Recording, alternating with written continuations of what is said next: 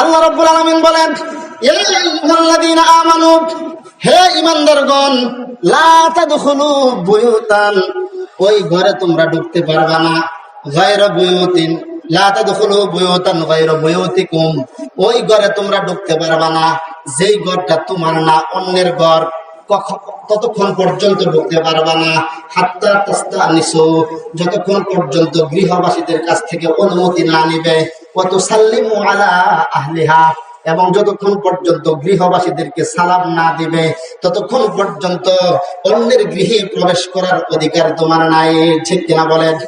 আমার আল্লাহ রাব্বুল আলামিন বলেন, ও দুনিয়ার মানুষ, কারো ঘরে যখন ঢুকবা, কারো ঘরে ঢুকার সময় সালাম দিয়া পারমিশন নিয়ে ঢুকতে হবে। যদি সালাম দিয়া পারমিশন না নাও, পারমিশন ছাড়া, সালাম দেওয়া ছাড়া কারো ঘরে ঢুকতে পারবা না। আল্লাহ রাব্বুল আলামিন জগতের যত মানুষ আছে সমস্ত মানুষকে আল্লাহ রাব্বুল আলামিন বসবাসের জন্য একটা জায়গা দিয়েছেন। যে বসবাসের জায়গাটাকে আল্লাহ রাব্বুল আলামিন মানুষের জন্য আরামের জন্য দিয়েছেন, শান্তির জন্য দিয়েছেন। আল্লাহ রাব্বুল আলামিন এই কথাটা কোরআনে কারীমের মধ্যে বলেন, জাআলা লাকুম মিন বুয়ুতিকুম সাকানা, আমি আল্লাহ রাব্বুল আলামিন জগতের মানুষ তোমাদের জন্য যে আবাসস্থল দিলাম, গৃহ দিলাম, জাআলা লাকুম মিন বুয়ুতিকুম সাকানা, ওই গৃহটা, ওই ঘরটা আমি আল্লাহ রাব্বুল আলামিন তোমাদের শান্তির জন্য দিলাম, নিরাপত্তার জন্য দিলাম, স্বাধীনতার জন্য দিলাম, আরামের জন্য দিলাম।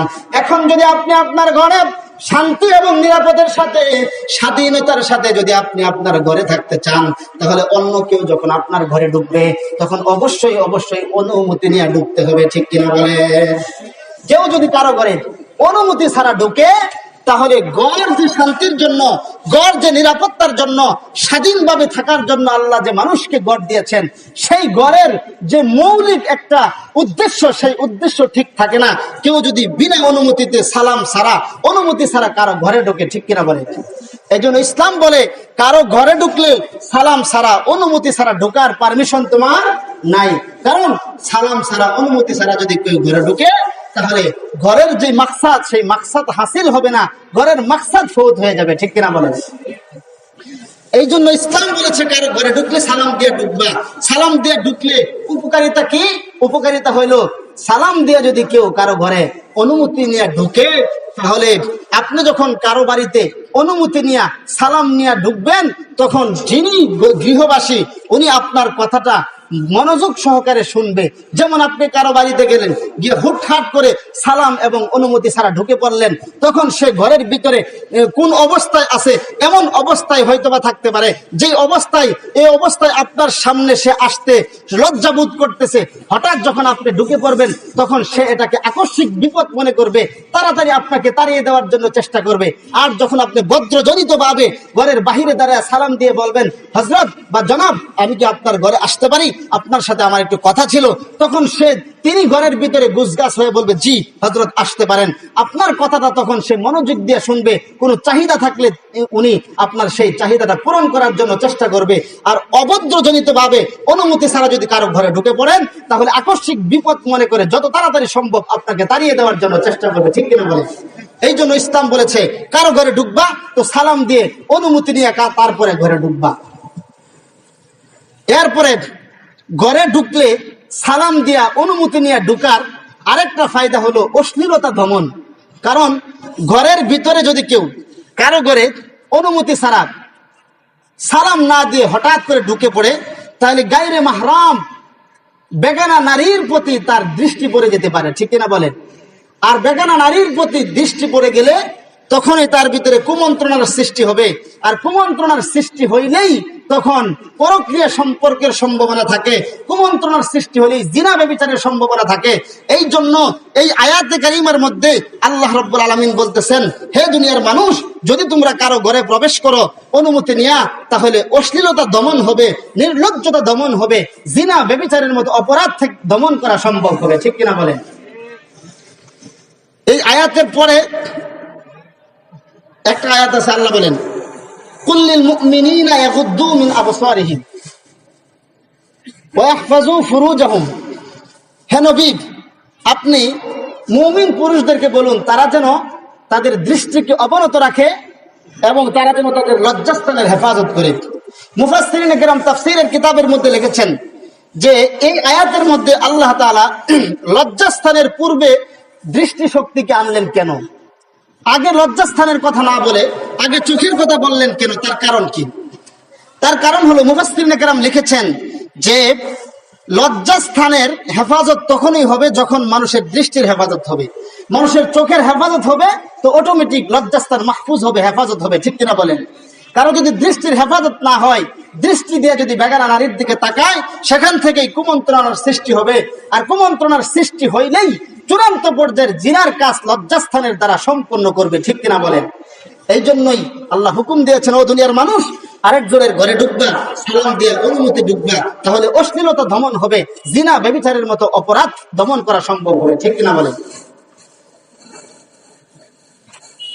এরপরে আল্লাহ রাব্বুল আলামিন বলেন, ফাইন লাম তাজিদু ফিহা আহাদান, ও দুনিয়ার মানুষ, তোমরা যখন কারো ঘরের মধ্যে পারমিশন নিয়ে সালাম দিয়ে ঢোকার জন্য গেলা, কিন্তু ফাইন লাম তাজিদু ফিহা আহাদান, সেখানে কাউকে পাইলা না।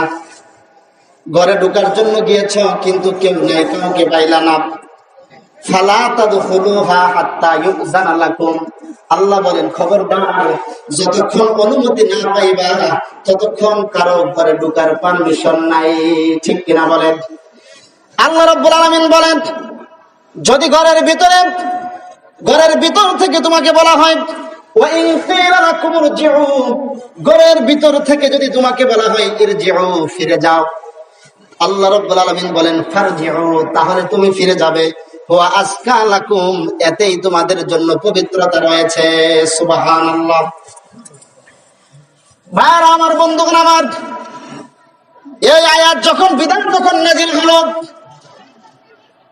হযরত আবু বকর সিদ্দিক রাদিয়াল্লাহু আনহু রাসূল আরবী সাল্লাল্লাহু আলাইহি ওয়াসাল্লামের কাছে গেলেন, গিয়া বললেন, ইয়া রাসূলুল্লাহ, এই যে এই আয়াত নাযিল হইল, এই বিধান নাযিল হয়ে গেল, এই বিধান নাযিল হওয়ার পরে তো আমরা মক্কা মদিনার যারা ব্যবসায়ী আছি, আমরা মক্কা মদিনার ব্যবসায়ী যারা আছি, তাদের জন্য বিধানটা কঠিন হয়ে গেল।